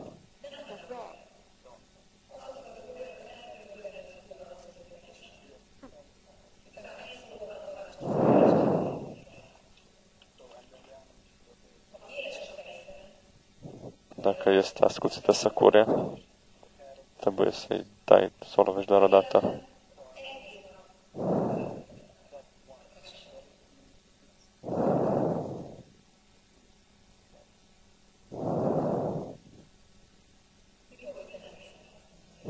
Când treci, Isaia spune când treci pe ape, atunci eu sunt cu tine.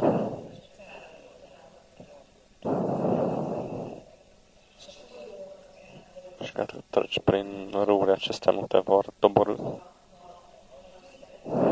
Și dacă treci prin foc, nu te vei arde și flacăra nu te va...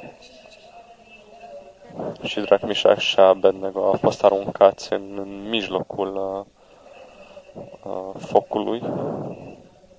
Și când Nabucodonosor a văzut 4 figuri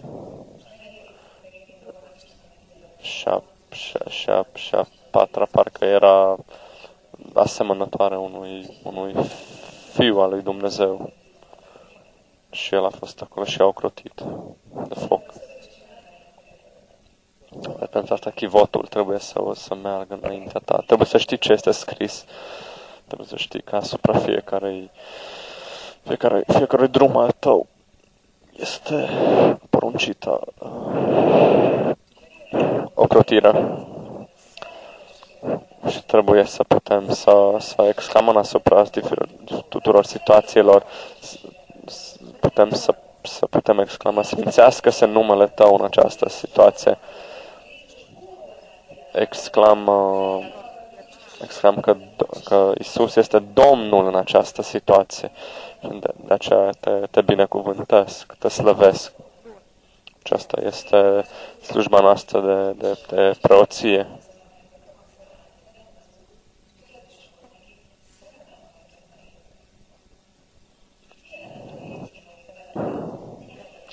Și dacă exclam numele Domnului Isus în această situație, trebuie să spui doar o dată și va fi a ta. Și drumurile noastre vor deveni eficiente prin aceasta. În numelui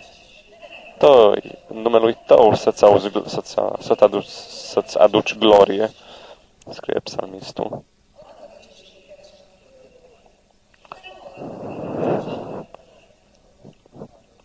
Ia-ți glorie Ție, Doamne.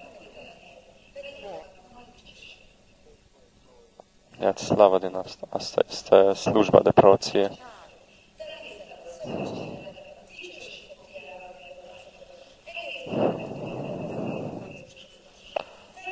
Că întreaga lume va ști că Tu ești Domnul Iisus Hristos.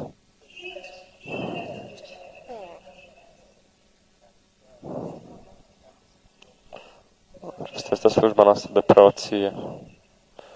Și dacă faci asta, atunci modul în care vei domni ca și rege va fi foarte simplu.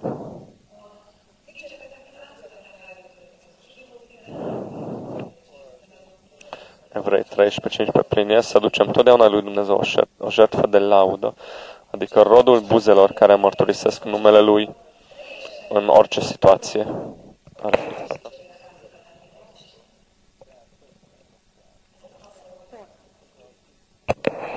Aceasta este slujba de preoție și să aducem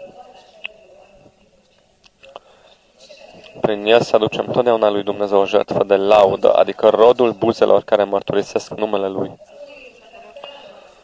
Deci numele lui Isus a fost înălțat asupra fiecarei situație, fiecărui nume în această situație și mărturisește numele Domnului Isus Hristos.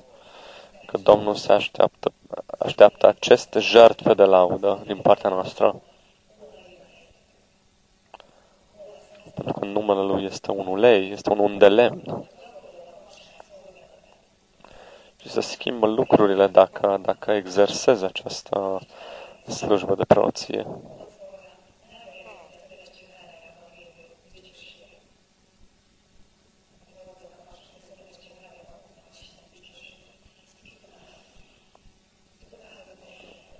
Poate să se revarse asupra diferitelor situații. Spune că îți aduc aminte, lui Timotei, de aceea îți aduc aminte să înflăcărezi darul lui Dumnezeu care este în tine prin punerea mâinilor mele. Deci nu poartă, înflăcărează-o ca să se bucure lumea de slavă Domnului.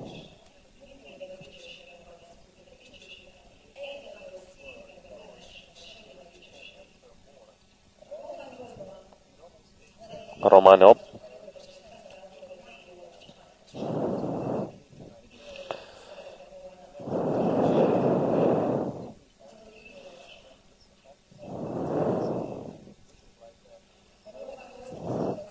Romani 8, 28, 29 și 30.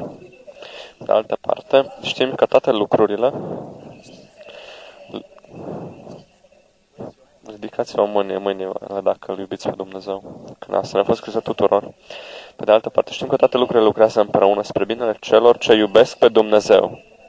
Deci există situația disperată în viața ta. Conform Scripturii nu există. Nu poate exista. Deci, de altă parte, știm că toate lucrurile lucrează împreună spre binele celor ce iubesc pe Dumnezeu, și anume spre binele celor ce sunt chemați după planul Său, și subliniați chemați. Sunt chemați după planul. Căci pe aceea pe care i-a cunoscut mai dinainte, i-a și hotărât mai dinainte să fie asemenea chipului Fiului Său. Deci, cei care sunt chemați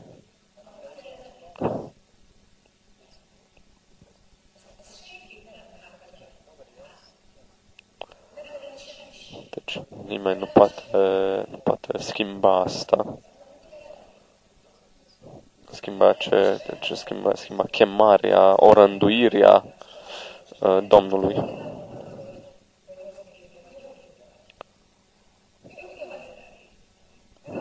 Poți să spui că nu arăți bine, poți să spui că arăți foarte bine.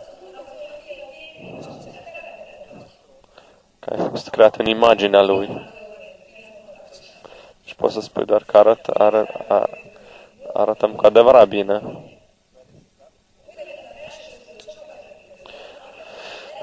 Căci pe aceea pe care i-a cunoscut mai dinainte, i-a și hotărât mai dinainte să fie asemenea chipului Fiului Său, pentru ca El să fie cel întâi născut dintre mai mulți frați. Și pe aceea pe care i-a hotărât mai dinainte, i-a și chemat, și pe aceea pe care i-a chemat, i-a socotit neprihăniți, iar pe aceea pe care i-a socotit neprihăniți, i-a și proslăvit. Și Duhul Sfânt mi-a atras atenția că sunt chemat după planul Lui, chemat după orânduirea Lui. Deci sunt chemat după planul și hotărârea Lui. După chemarea și orânduirea Lui sunt mântuiți, sunt socotit neprimit și sunt și proslăvit. Deci inamicul nu mă poate duce în nicio situație în care să nu fiu neprihănit, proslăvit.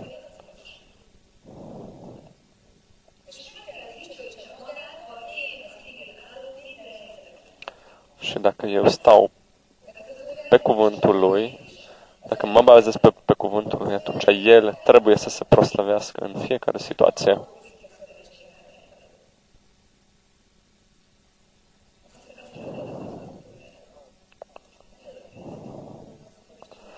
Deci preoții trebuie să umble înainte cu chivotul. Și Iisus ne spune că acea slavă pe care mi-ai dat-o mie, i-am dat-o lor. Deci la cine este această slavă, această glorie? Ne-a fost dată nouă. Acea slavă ne-a dat-o nouă. Deci azi adunarea, biserica este o adunare proslăvită. Și această slavă te ridică din praf, oriunde ai fi acum.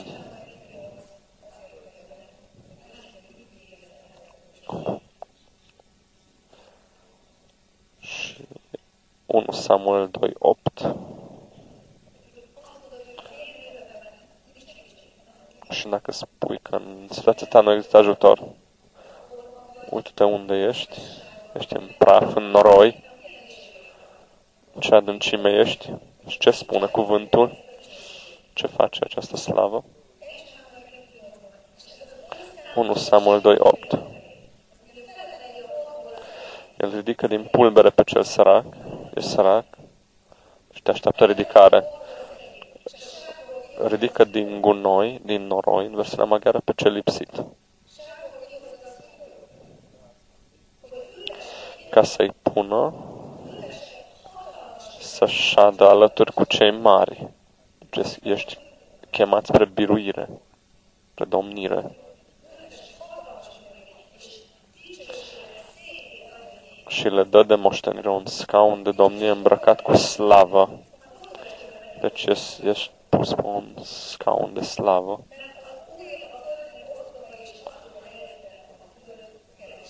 Căci ai Domnului sunt stâlpii pământului și pe ei a așezat el lumea.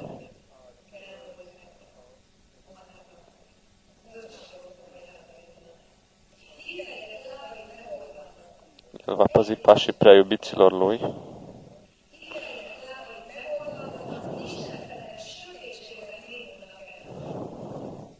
Dar cei răi vor fi nimiciți în întuneric, căci omul nu va birui prin putere.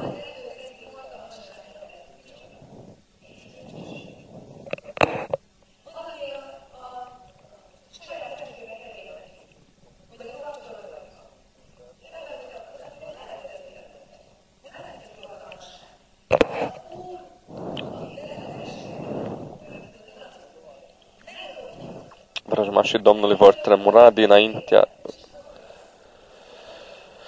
El va păzi pașii prea iubiților lui, dar cei răi vor fi nimiciți în întuneric, căci omul nu va birui prin putere.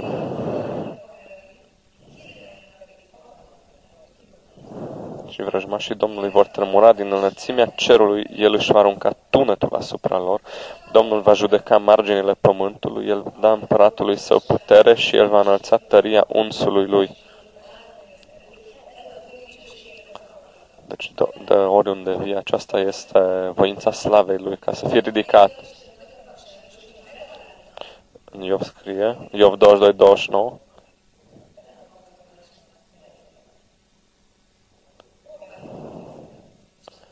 Și în smerirea, tu te ruga pentru ridicarea ta.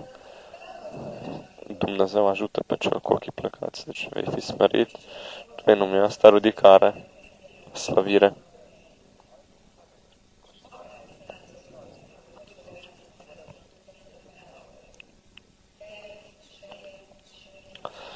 Este o putere constantă de ridicare, de slăvire.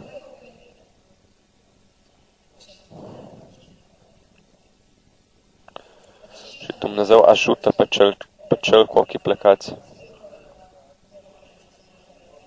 Romani 9:23. Gândește-te asupra acestui verset și să-și arate bogăția slavei lui față de niște vase ale îndurării pe care le-a pregătit mai dinainte pentru slava. Și vrea ca să cunoașteți bogăția slavei lui. Poți să trăiești cu această bogăție. Să nu crezi că cuvântul nu dorește să realizeze ceea ce pentru a fost chemat. Este o realitate vie. Dumnezeu a spus-o și aceasta va fi manifestată. Și să-și arate bogăția slavei lui față de niște vase ale îndurării pe care le-a pregătit mai dinainte pentru slavă. Deci diavolul nu te poate elimina dacă ai. Deci Dumnezeu m-a creat pentru slavă. M-a pregătit mai dinainte pentru slavă. Spune asta cu mine, că Dumnezeu m-a pregătit mai dinainte pentru slavă.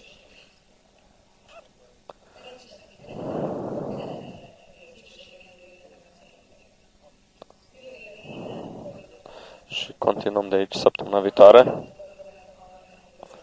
Deci orice am făcut cu ceasul în noaptea trecută, dar ne-a trecut timpul.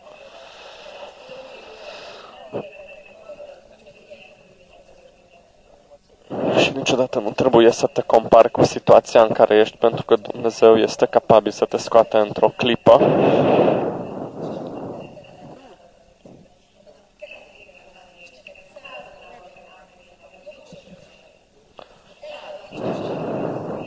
Că tu ai fost creat dinainte deja pentru slavă. Și mulțumim. Și să ne ridicăm, să-L slăvim Domnul și mulțumim că am putut participa în această slavă. Și vom vorbi tot timpul despre glorie până nu intrăm în gloria aceasta de Shehinah. Deci ori vine după noi Domnul, ori ne duce gloria Lui.